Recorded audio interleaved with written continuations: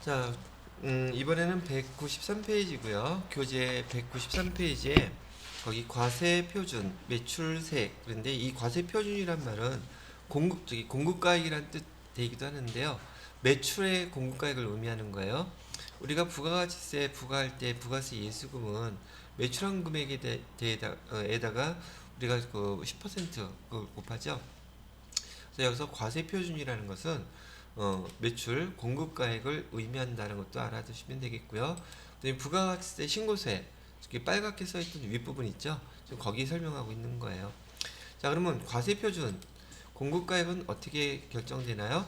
그럼 매출액, 그다음에 공급대가라는 용어는 공급가액하고 부가가치세가 합쳐진 그 금액을 우리 공급대가라고 부른다고 했었고, 제가 예를 들어 드릴 때, 자, 매출액은 120만 원이에요. 그러면 얘는 매출액이라고 쓰는 그 매출액의 용어는 재무회계에서 쓰는 용어고, 부가가치세법에서는 공급가액 또는 과세표준이라는 용어로 써요. 똑같은 의미이긴 하지만, 그 다음에 세액 합쳐서 공급대가는 132만 원 이렇게 한다는 얘기예요. 그러면 과세표준 공급가액은 어떻게 결정돼요? 돈 받은 거 대가, 돈 받을 거 대가 또는 시가, 그걸 갖다 우리는 공급가액이라고 부른답니다. 그다음에 거래 유형별 과세 표준은 아까 얘기해 드렸던 것처럼 외상이나 할부 같은 경우에는 여기 총 가액일 것이고, 장기 할부 판매 완성도 기준 여기 또 나오죠. 이거는 대가를 계약서상에서 대가의 각 부분을 받기로 한 그 금액, 그 금액이 과세 표준이 됩니다. 라고 설명을 해 드리는 것이지요. 자, 그런 다음에 그러면 과세 표준은 어떻게 결정이 되나요? 자, 여기 설명에 대한 거 잘 들으셔야 돼요. 지금 색깔도 제가 이게 빨간색으로 표시해놨죠. 잘 나온다는 뜻이에요. 자, 과세 표준 공급가액은 어떻게 결정이 돼요? 라고 물어보면은 우선 과세 표준에 포함을 시켜야 되는 거 있고, 과세 표준에 포함시켜서는 안 되는 게 있어요. 요거를 잘 구분해 주세요. 과세 표준에 우선 포함시켜야 되는 것들은요. 여기 보시게 되면 우리가 매입할 때 재무회계에서요. 매입할 때 발생하는 부대 비용이라고 했던 거 기억나시나요? 매입할 때 부대 비용은 공급가액에 다 포함시켜야 되겠죠. 그래서 이자 상당액이라든지 운송할 때의 보험료, 선제보험료, 여기 발생하는 모든 것들이 다 우리가 매입할 때 들어가는 그 비용 항목들이거든요. 이런 것들은 다 어디에 포함시킨다? 과세 표준에 포함을 시켜야 된다는 얘기예요. 그래서 예를 들어서 지금 이 과세 표준이 상품의 재화의 가격만 따졌을 때 얘가 지금 10만 원이었었어요. 10만 원이었는데 여기 이자 상당액, 운송보험료, 포장비, 뭐 하역비, 여기 부대비용 발생했던 금액이 다 합쳐서 여기 2만 원이었다고 치면은 공급가액 과세표준은 얼마가 되겠습니까? 지금 이렇게 물어보는 거란 말이죠. 그러면 얼마라고 대답하시면 돼요. 12만 원 이렇게 하면 되시겠죠. 그래서 이런 것들은 과세 표준에 포함시켜야 되는 거구나 이렇게 생각을 하시고요. 이번에는 과세 표준에 포함시키면 안 되는 것들이래요. 우리가 지금 10만 원에 여기 물건을 팔았는데 여기 매출, 애누리, 매출, 환입, 그다음에 매출 환입 배우셨죠? 이거 발생한 금액이 만 원이었다고 하면 과세 표준은 얼마가 되겠습니까? 라고 질문한다는 뜻이에요. 그럼 얼마예요? 과세 표준은 요거만 따졌을 때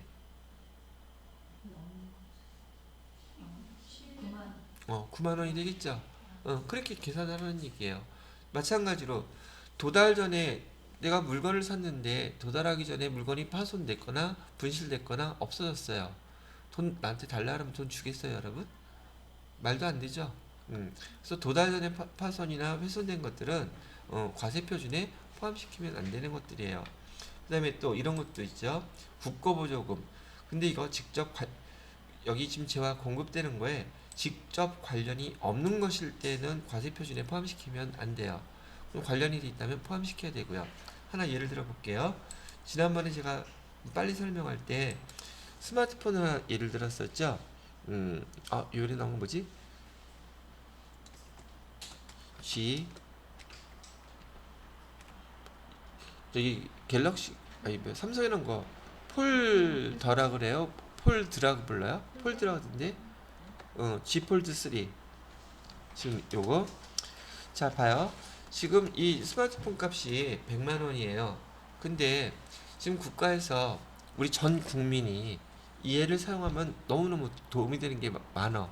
그래서 보조금으로 한 대당 30만 원을 갖다가 보조해 주기로 했어요. 그래서 우리가 이걸 사러 간다면 우린 돈 얼마만 내면 되겠어요? 70만 원만 내면 되잖아. 즉 얘는 저기 국가에서 국고 보조금을 받았는데 지금 이 업무와 직접 관련이 있죠. 그래서 과세 표준이 70만 원으로 되는 거예요. 30만 원은 국가에서 보조해 주는 것이니까. 근데 만약에 코로나 때문에 국고 보조금을 받았다. 그럼 100만 원짜리 살라 그랬을 때 70만 원 주겠어요? 그대로 100만 원 달라 그러겠어요. 판매하는 업체에서 그냥 그 코로나 때문에 장사가 안 돼서 국고 보조금을 받은 거예요. 그러면 이 상품 재화와 관련이 직접적으로 없잖아요. 없으면은 과세 표준에 이런 경우 시킨다 안 시킨다. 그때는 안 시킨다는 얘기예요. 그래서 국고 보조금을 받건 공공 보조금을 받았건 이 재화의 공급과 직접 관련이 없으면 과세 표준에 포함시키란 말이에요. 시키지 말란 말이에요. 시키지 말란 말이에요. 아시겠죠? 국고 보조금은 재화나 용역의 공급과 직접 관련이 없으면 포함시키지 않는 거예요. 그다음에 연체이자. 연체이자는 돈 주지 못한 거에 대한 그 페널티죠. 그러니까 이게 과세 표준하고는 상관없는 거죠. 그다음에 용기대금. 자, 용기대금 제가 지난번에 잠깐 또 설명해 드렸던 거. 여러분이 그 어디 갔어요? 스타벅스 갔어.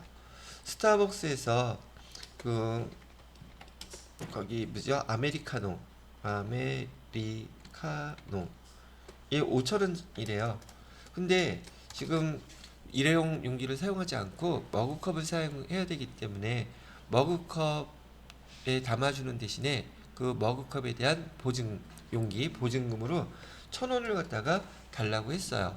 그럼 우리가 커피 한 잔 마시려면 일단 6,000원을 내긴 해야 되겠지만 그 머그컵을 반납하면 1,000원은 돌려받을 거잖아요. 이런 상황일 때 이 아메리카노의 공급가액 과세 표준은 5,000원이어야 되겠습니까? 6,000원이어야 되겠습니까? 상식적으로 당연히 그렇겠죠. 그리고 또 제가 모두 예를 들어 드렸어요. E3 한 박스 한 박스 20병이 들었다고 가정을 하고요. 20병이 들었는데 여기 하나에 얼마 할까? 2,000원이라고 할까요? 한 병에 2,000원이라면 E3 한 박스의 값은 40,000원이에요. 그죠? 근데 그 박스, 플라스틱 박스로 만들어진 거에 담아서 주는데 그 포장 비용, 포장 용기 그의 값이 10,000원이었다고 가정을 똑같이 하자고요. 이랬을 때 얘는 그 E3 공급가액 과세 표준은 40,000원이어야 돼요? 50,000원이어야 돼요? 얘도 40,000원이어야 되죠. 박스는 자기가 수거해 가면 그 돈은 주지 않아도 돼요. 그죠? 공급가액, 즉 과세 표준에 포함시키는 게 아니란 얘기예요. 그래서 여기 나와 있는 포장 비용은 공급가액에 들어가는 거 아니랍니다. 얘기하는 거예요. 되셨죠? 그다음에 봉사료.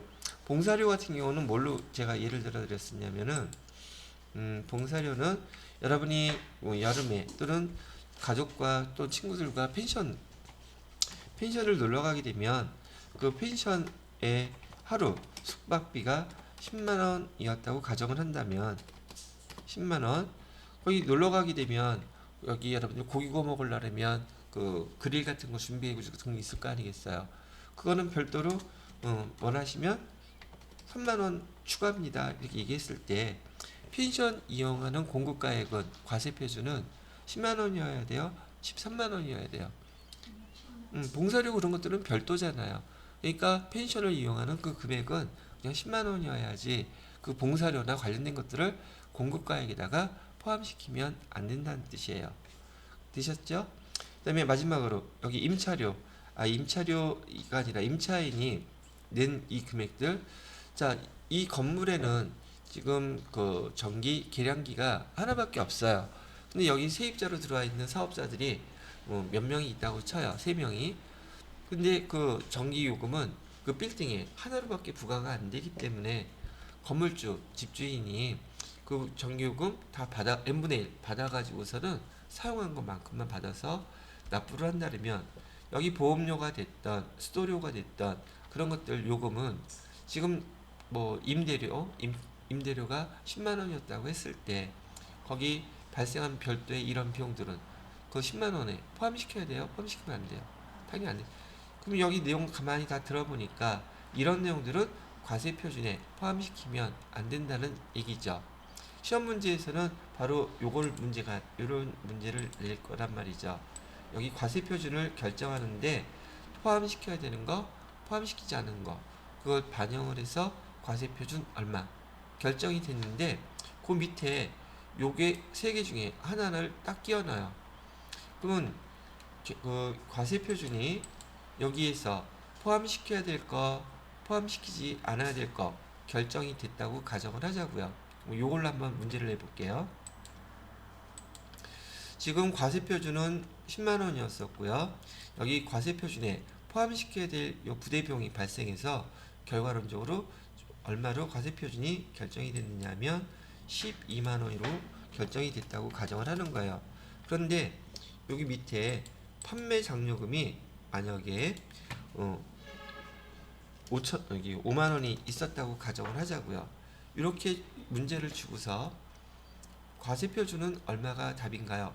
첫 번째 12만 원, 두 번째 7만, 요거 뺀 거 7만 원 이렇게 나왔어요. 어떤 게 답이겠어요? 12만 원이고 여기에 해당되는 거 이런 것들이 나오면 과세 표준하고 무관하다고요. 손대지 말라고 그랬었죠. 이해됐어요? 그래서 과세 표준에서 공제하지 않는다는 것은 과세 표준의 금액이 결정되면 이런 금액이 있다 할지라도 과세 표준에서 뺀다 안 뺀다, 빼면 안 된다, 손대지 말아라. 그래서 요 3가지 과세 표준에서 공제하지 않는 거 판매장려금, 대송금, 하자보증금 이거는 외우고 있어야 돼요. 아시겠죠? 됐습니다. 자, 그렇게 설명을 해드렸고 그럼 교재를 잠깐 다시 볼게요. 193페이지에 보시게 되면 과세 표준을 계산할 때 과세 표준 1번에 나와 있고요. 매체와 용역에 대한 공급가액, 얘도 과세 표준이죠. 일반적으로 공급가액은요, 과세 표준은 그렇게 결정된대요. 그래서 금전으로 대가를 받은 경우는 받은 대가, 그다음에 금전 이외의 것인 경우에는 시가, 그다음에 부당하게 낮은 대가를 받았을 때, 좀 받지 않았을 때는 얘도 시가. 그다음에 대가를 외화로 받아 공급 시기 전에 공급 시기 도래 전에 원가로 환가한 경우 환가한 금액이라고 되어 있는데 이번엔 요거 설명해 줄게요. 이게 지금 무슨 말을 하냐면요, 요 얘기예요. 교재에는 이거 구체적인 예로 설명이 안 나와 있기 때문에 제가 예를 이 숫자로 들어드리는 거예요.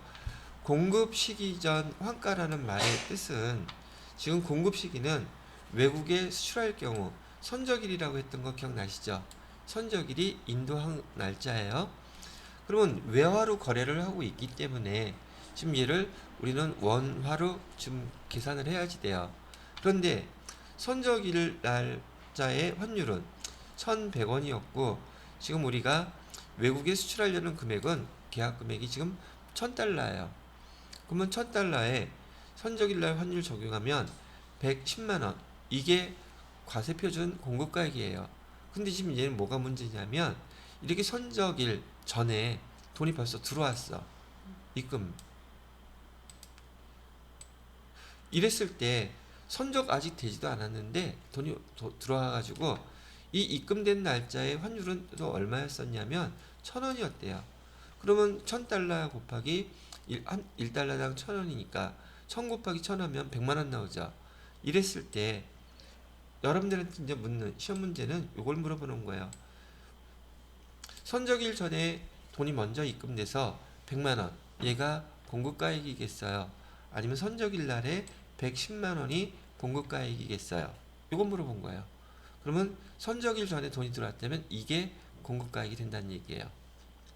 이거를 갖다 우린 부가세법에서 용어 뭐라고 써요? 공급 시기 전 환가, 바로 이걸 얘기하는 거예요. 이해되시겠죠?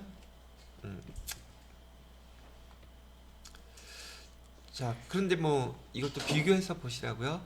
그러면 공급 시기 이후에, 공급 시기라고 얘기하는 것은 선적일이거든요. 선적일 이후에 돈이 들어오는 건 이건 상관없어요. 무조건 선적일이 기준이에요. 요거가 예외이기 때문에 요걸 설명해 드린 거고요. 되셨죠? 자, 그래서 거기 교재 193페이지에 나와 있는 거기 대가를 외화로 받아 공급 시기, 이제 선적일이죠. 도래 선적일 전에 원화로 환가한 경우에는 환가한 금액 그 100만 원이 라는 뜻으로 설명해 드렸고요. 그다음에 밑에 선적일 기준으로 봤을 때는 선적일 날에 그 달러하고 환율을 곱한 것이 공급가액이 되는 겁니다. 그다음에 거래 형태별 공급가액 읽어보시면 될 것 같고, 자, 그다음에 디귿에 보면 공급가액에 포함하는 거 조금 전에 설명해드렸죠. 다음 페이지 넘겨보세요. 다음 페이지는 공급가액에 포함하지 않는 거 나와 있고요. 그다음에 미음에 보시면 과세표준에서 공제하지 않는 것 세 가지 나와 있죠.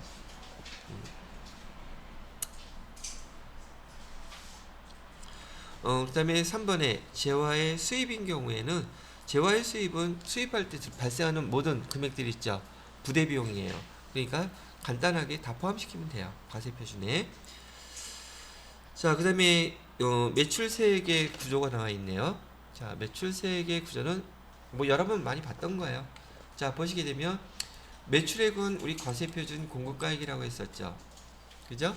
거기다가 우리 세율, 부가가치세 세율은 몇 가지가 사용된다 그랬어요? 10%하고 0% 두 가지라 그랬었죠? 그래서 매출세액이 계산이 된답니다. 이걸로 끝. 그 다음에 194페이지 교재를 보시게 되면 거기 과세, 그 다음에 영세율, 예정신고 누락분, 대손세액 가감, 그 다음에 합계, 그래서 매출세액 나와 있죠? 이거 지난번에 우리 부가가치세 신고서 봤을 때 위에 있는 거 그 순서 그대로예요. 즉 부가가치세 신고서의 내용을 적어 놓은 것이랍니다. 그 다음에 세율도 옆에 나와 있죠. 과세는 다 10%의 세율을 적용하고요. 영세율은 말 그대로 영세 0%의 세율을 적용해 놓은 거 설명해 놓은 것이랍니다. 자, 그다음에 195페이지에 보시게 되면 거기 매출세액 계산은 지금 이렇게 한 거 설명한 거 얘기해 드렸고요. 예정신고 누락분은 뭐 그렇다는 친구고, 그다음에 대손세 공제, 대손세 공제에서 여기 맨 밑에 그 100분의 10, 110분의 10이 100분의 10이 아니라 1.1 했던 얘기 있었죠. 110분의 10이라는 거 그거 잘 기억해 두셔야 됩니다. 자, 봐요. 여기 화면. 이 대손세액 공제는 부가가치세 때 아무 때 예정신고 때도 할 수 있는 게 아니라 대손세액 공제 신고는요 반드시 부가가치세 확정 신고 때에만 하는 거예요. 예정 신고 때 대손세액 공제 신고 할 수 없습니다. 자, 그리고 그 밑에 보시게 되면 얘도 제가 설명해 드렸던 것처럼 지금 대손 금액이 나와 있는데 대손 금액에 대해서 우리가 그 대손세액 공제하는 방법 여기 110분의 10 아니면 나누기 할 때는 1.1 이렇게 해놨죠. 근데 이 대손금액이라는 대손금액은 외상매출금이나 공급대가 이하고 다 똑같은 말이라고 제가 얘기해 드렸죠. 그죠? 외상매출금, 공급대가, 대손금 다 같은 말이에요. 즉 공급가액에다가 뭘 합친 금액이다? 세액을 합친 금액을 일컬는 말이란 얘기예요. 공급가액 더하기 세액 합친 것이 외상매출금이도 되고 공급대가도 되고 대손금액도 된다. 대손금이 뭔지 몰라서 헷갈리실까봐 설명을 해 놓은 항목이랍니다.